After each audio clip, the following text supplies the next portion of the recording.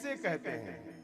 भूत वो है जो एक बार मर गया और मरने के बाद भूत बन गया, है ना?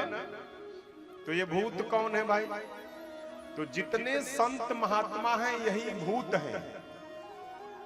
जो सन्यास ग्रहण करता है वो अपना श्राद्ध संस्कार अपने हाथों से कर देता है। सन्यास की दीक्षा, ये महाकुंभ में बहुत लोग सन्यासी बने हैं। तो सन्यास की दीक्षा की ये पहली शर्त है कि आप अपना अंतिम संस्कार अपने हाथ से करिए, उसके बाद सन्यासी बनिए। तो जिसने अपना स्वयं का अंतिम संस्कार कर दिया, अर्थात वो अपने आप को मृत समझ रहा है, अपने घर परिवार अपने गांव नगर के लिए उसने अपने आप को मृतक मान लिया, उसका नाम बदल गया, उसका समाज बदल गया, उसका संस्कार बदल गया। तो एक बार जिसने संस्कार के द्वारा अपने को मार दिया, नूतन जन्म सन्यासी का हुआ, तो वही तो भूत है। ये संत महात्मा ही बाबा के भूत हैं। अब इन भूतों में को मुखहीन, ये मुखहीन संत कौन है? तो जो संत मौन व्रत धारण करते हैं, जो बोलते नहीं, जो मौन तपस्या करते हैं, यही मुखहीन है।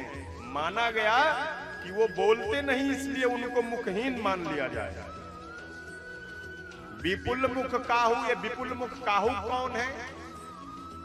जो नाना प्रकार के वेद पुराण शास्त्र की अनेक अनेक कथाओं को एक ही मुख से बता दें, वही विपुल मुख वाले हैं। और हाथ पांव जिसका नहीं है वो महात्मा कैसे है?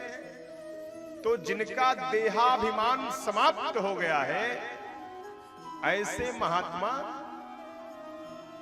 बिनुकर पद, जिनका देहाभिमान समाप्त हो गया, जिनको अपने देह से कोई प्रेम नहीं है, ऐसे महात्मा बिना हाथ पांव के साधु हैं।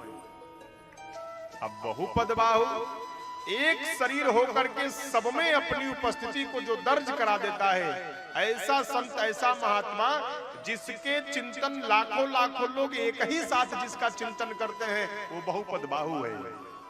विपुल नयन, जिस विपुल नयन का अर्थ क्या है? एक ही नेत्र से भगवान के समस्त स्वरूप, समस्त लीला, समस्त चर्चा को जो देखता है वो विपुल नयन है। और नयन विहीना, ये नयन विहीना वो है जो भगवान के अतिरिक्त किसी को देखता नहीं, ये नयन विहीना है।